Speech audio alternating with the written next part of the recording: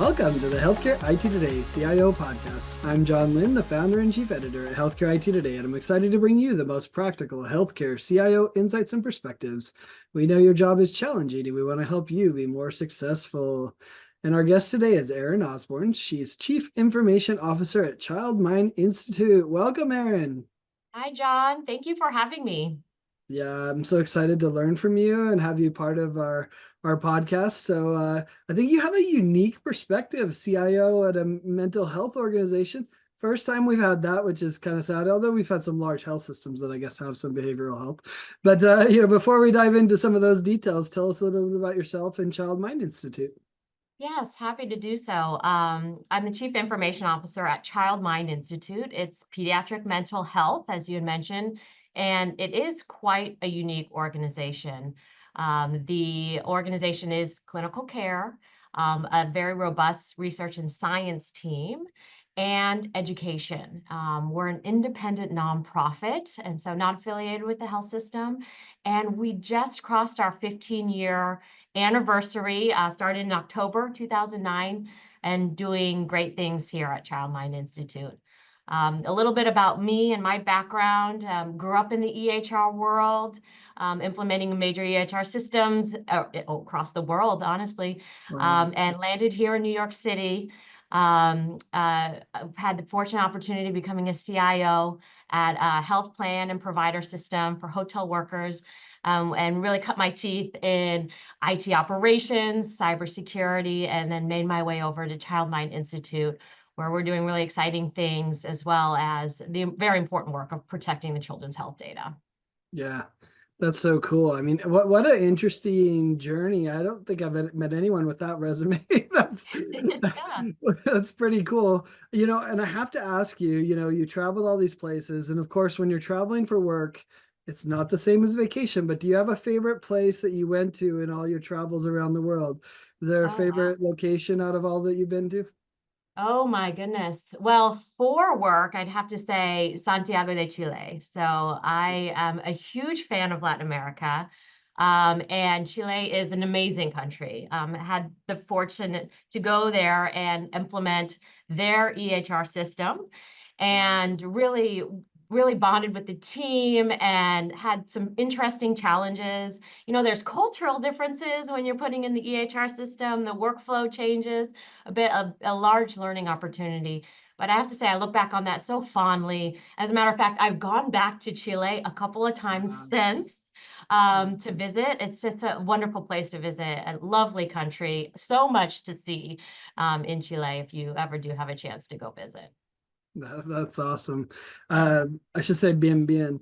Ironically, my video editor's from Chile, so she's gonna love Oh, this video out of all the ones we've done. that's That's wonderful. awesome.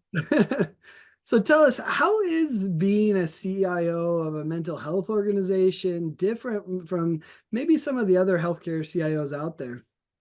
Yeah, the nature of the organization and our mission is unique to even academic medical centers, or traditional health centers, considering that we have our clinical care practice and our research institute, very akin to a academic medical center, but our education wing, and what we're doing to be out in the community, to educate clinicians, caretakers. We're embedded in the school districts in New York City and San Francisco, where our That's cool. clinicians go to the schools to provide assessment and treatment plans, group therapy sessions for the children where they're at.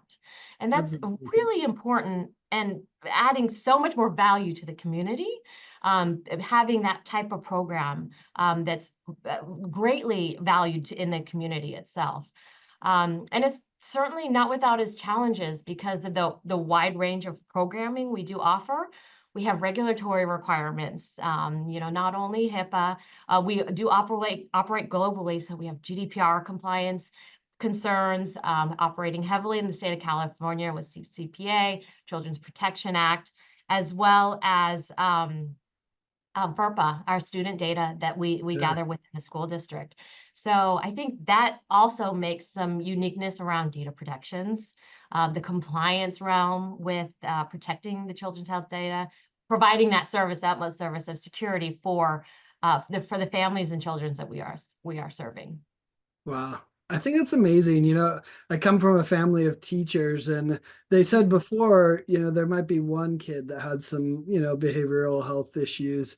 And now it's every class and multiple kids. So, I think it's just becoming more and more important. So I think it's awesome that you're doing that outreach. I think it's also, mental health has had such a bad stigma for a long time. Mm. But I think it's coming around. I think we're seeing some change and some acceptance, many people coming out and saying, hey, I have this and I'm dealing with it and it's okay, right? I can still function at a high level. If you had a magic wand and kind of make anything happen for mental health, what would you want done to kind of help improve mental health, behavioral health in the world? A couple of things, but you're hitting on one of the most important parts is destigmatizing mental health, Mm. right? It is true. 1 in 5 children, 20% of our children have mental health or learning disabilities. It's staggering numbers in the millions. And we And don't even identify it, probably. exactly. It takes years sometimes for the parent to do anything about it, to assess and to find the treatment needed for children. And the research shows that if you intervene early, the better outcomes happen as the children grows into adolescent and adult. But if the parent is waiting too long for the assessment and the treatment, then there's some lost opportunity there. So I think first and foremost, as you rightfully said, destigmatizing it, and it's starting to happen. It really is starting to be within the fold of the things that we're talking about, and having a place to land and to say, you know what? Also, my child, my cousin, my niece suffers from anxiety and depression, ADHD, very prevalent disease states that we should be talking about. The second thing that I would change with a magic wand is just having more access to care. The waiting lists are so long to get assessed for autism. Having more education or materials available for the families to go and discover, what is happening with my child. I need some education around this. This is the first time I'm dealing with it, and frankly, the pediatricians and your primary care doctor may not have the resources to provide you. They need to send you to the referral to a specialist. And the healthcare system is so complicated. The referral system, it just is not always straightforward, and you're not always getting the care that you need at the time that you need it. Mhm. So one of our wonderful programs that we are working on, that's a huge strategic pillar at Child Mind Institute, is to open access to care. And Awesome. we've been running a youth mental health program in which we target high schoolers or recently graduated schoolers who are interested in a mental health career, becoming Oh, that's a cool. clinician, and working through what that workflow looks like, to really helping build a workforce for future children and the children of now. Another program that's definitely worth mentioning is how we're impacting developing countries at a global scale, Okay. providing training, very advanced training for clinicians in countries like Greece, South Africa, and Brazil, um, showing them the methodology, our secret sauce for assessment and treatment, training the workforce in these countries so that they can build up their mental health services for their children locally, in their country. So I think it's certainly not without its challenges. Mhm. And I actually do wish this magic wand would exist so we could just get on with it. But there's a process here, right? And it just really starts with talking about it, bringing it into the fold of how important it is, how prevalent it is, and existing within our children. It's something we can't ignore. It's nothing to sweep under the rug anymore. We do Yeah. need to start looking at it. Yeah, those are great. I wish it is this too. I loved it. You did it almost genie style with 3 wishes. So yeah, that's an even better magic wand. I like that. Exactly. So Yeah. those would help a lot. Yeah, Uh-huh. for my own kids, I could see, the value of what you described. So that's awesome. Sure. As you look at your career, What would you say is maybe the most exciting project that you've worked on, and what do you think like made that project a success? There's been a lot of exciting projects, especially starting with the wave of implementing electronic health records in the early 2000s. However, I now that we're a bit away from it, I have to look back at the pandemic and what Mm, happened during that emergency and the incredible work that occurred within an IT department, within the healthcare system, and specifically that when I look back at it, it is bundled up into a couple of year time span, and most notably in New York City, working in mm, healthcare in March, April, and May of 2020. I'll never forget. And so, while I don't know if it qualifies as exciting, it is certainly something that is probably most notable. And I mhm. will continue to look back at it in my career of how much we were able to achieve and pivot and change and adapt and be flexible.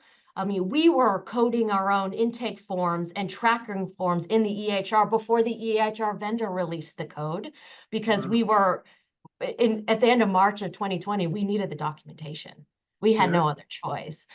So we were moving mountains to ensure that we were doing the right tracking and keeping track of our patients who were becoming sick and in and out of the hospital. So it was yeah, I can't say it was an exciting time. It just is it is such an important time Yeah. and really helped shape a lot of healthcare that is now today with so many more virtual visits, this leapfrog in technology, getting more data and analyzing that data to really make better clinical outcomes. All of that, I think, is something to reflect back on, at least as an achievement. Yeah. No, I think none of us would want to live it again. But the things we learned, right? I mean, like even just the lesson that we can do things quickly if we want, Yeah. right? I'm not sure we took that lesson and applied it though, right? Like maybe some organizations did, but Mhm. it definitely illustrated that hey, when push comes to shove, we can do it. And I think that this probably would behoove us to spend some time thinking about how could we apply that more broadly, well after the pandemic. So that's interesting. Yes. Yeah. If anything, it really heightened our awareness of the importance of emergency preparedness, right? Yes. If you weren't thinking of that before, this is it's just such a great example of like needing to shut down your operations and move the remote workforce to home, right? Yeah. That's still quite a possibility with any sort of severe weather event. You would be doing so. And so it's quite yeah, that's a great learning lesson that I have certainly taken forward on that crisis management skill set and emergency preparedness. Yeah, and I think the other lesson in that crisis management that I saw was that if you don't have the tool, you're not going to have time to implement it. You got to work with what you have. So you have to be ready with the tools. Like you can't just acquire and implement and Yeah, go live with the new one. That doesn't happen. You work with the tool set you have. So yeah, that's interesting. yeah, you certainly do. You become resourceful, right? Yeah, that's for Yeah. sure. So let's talk about, the biggest trend happening right now, AI. How are you Yeah. approaching AI and what kind of impact do you think AI will have on behavioral health? I think that the impact is it will be great for behavioral health. It will add and how we're approaching it, it's going to add a personal touch Mm, to identifying um, what the disease state is or what the symptoms are that your children are having. So, for example, we're building in machine learning algorithm to analyze a very large data set of children's health data that we've collected for 10 years. Um, and using that data set, we will be able to publish a symptom tracker that right. a parent can put in symptoms and then just determining of all the other symptoms of many, many disease states for across a large data set of children. This could be something for you to explore with your child, to really narrow it down. And I say that with a caveat too, because while you can strive to get a little bit more personalized treatment with your machine learning algorithm, we do have to be very careful with the line there around, the ethics, of course, of building your machine learning algorithms. But in mental health specifically, the human touch, the human interaction, the personal connection, especially when with children and their parents, because that's gonna be a key relationship to becoming well, or addressing your symptoms, and the child, the family, and the clinician, all of that personal touch. We really can't lose sight of that. While we could use the tool, the AI tool, I do want to caution about not losing that human connectedness too, because I think that that's incredibly important for the behavioral health sector. Yeah, I think it's interesting because AI implemented appropriately can enable the opportunity for that human connection. Yeah. That's one thing that I think hits your point. The other one is on the other side, right? Which is there's a fine line between personalized and creepy, right? Mm, Like, yes. and so you want it personalized enough that they Yes. feel cared for and whatnot. But there is this line where, and I think in mental health in particular, right? You do not want to creep them out because you lose that trust with them that you need to be able to care for them. So, I think those are some of as you mentioned, that kind of that teeter-totter of balance that's tough to find, right? Absolutely. Yes. I mean, the worst thing is to lose trust Mm-hmm. with the provider, especially when you're addressing your mental health needs. That trust is so important to healing, and to addressing your symptoms. So I think you're absolutely right there. That's awesome. Is there a technology or maybe a trend that, not enough people are talking about that you're excited about? Is there something you've been keeping your eye on? Do you have a passion project? What's something that not enough people are talking about, but maybe we should? Yeah, I mean, I think the easy answer is generative AI is like here and coming and where we can apply it. But, I've been really following the wearable devices journey and how advanced they are getting, and capturing more and more biometric data, right? I mean, I'm a data person. I really like to examine, the data that I do have access to, and in my health and wellness. And so for me, that's really quite exciting to bridge that gap between what's happening with the person at the doctor's office and then at home. And of course, there is that risk of data overload. Are we going to use all this biometric data? Um, and I think yes, sometimes, right? Yeah. And so being able to parse out what that important data is. But for certain disease states, it absolutely is going to really help revolutionize the industry on less intrusive wearable devices, that an Apple Watch, or something like that. But I think we really could start bridging this gap, gathering the meaningful data that pertains to your disease state, and then bringing awareness to the person themselves. So I want to see my own data. I am of that person, and so I will advocate for myself if I see some sort of spike in my biometric data, or the levels, and reach out proactively, right, and really start advocating for myself. So hopefully that will help shift the mentality of okay, I'm going to go to the doctor and just they're going to tell me what I need to do. Rather, no, I am the owner of my health plan, and my health journey, and really become a more self advocate for your own health and your own wellness. Yeah, I love the wearable space. And I think what Mhm. you described is what I call like the data has become more medically relevant. Mm, Step data was cool, but it yeah, wasn't that medically relevant. yeah. Whereas some of the ECG and the blood pressure and all those types of things are more medically relevant. So they're having more impact. And even in the behavioral health space, I love what some of the people are doing. I have a friend at Ellipsis Health that's trying to create a standard for assessing your anxiety and depression and things like that. And I love that I'm a data nerd like you, it sounds like. I Yeah. love taking something that is esoteric, such as your Mm. anxiety or depression, and putting a number on it so that there's some more, quantitative measures. I think that's super fascinating as well. And it goes beyond what you think, that biometric data, which might just be heart rate, right? To measure an anxiety level. No, we're doing experiments with tracking eye movement, voice inflection, like the hair standing up on your arm. That Oh, kind interesting. of biometric, right? Where if now all of a sudden you have that inflection on voice, something had changed in you, that's measured. And that could indicate, oh, there's been a shift in your, in your wellness or where you are. And so that is actually really exciting. And the world of possibilities biometrics is just beyond what you would traditionally think. Oh, my heart rate is racing. Okay, so I have anxiety. But it could be eye movement, right? It could be a change in your voice, right? And so it's like there is a world of possibilities out there with the biometric data. Yeah, we're just getting started. Love it. Yes. Yeah. Well, we always like to wrap up these episodes with a little career advice, and I thought you'd have some interesting perspectives. What would you say is the best piece of advice that you've heard in your career? Wow. I've had quite a few.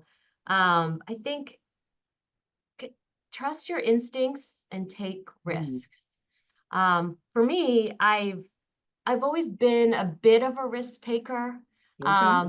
and then entered into leadership, and it it waned a bit. Almost like I needed to meet someone else's expectation and just losing sight of this instinct.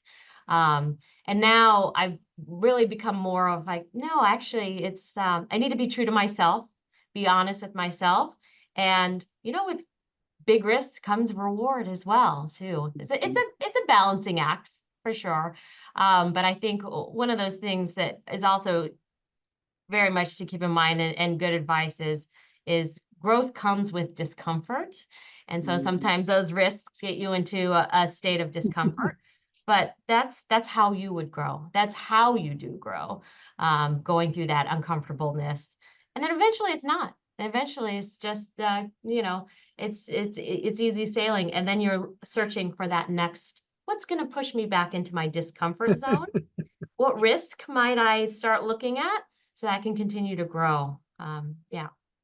I like that. And I mean, what a fascinating example that when you became a leader, you became less risky. Mm. I think Mhm. a lot of people are going to relate to that. So Yeah. I appreciate you sharing that, Erin. This was a Yeah. lot of fun. I appreciate you coming on to share your insights and perspectives. And thanks everyone for watching and listening. If you want to find more great healthcare IT content like this, be sure to check it out at healthcareittoday.com or search for the CIO podcast by Healthcare IT Today on your favorite podcasting application. Thanks, Erin. Thank you, John.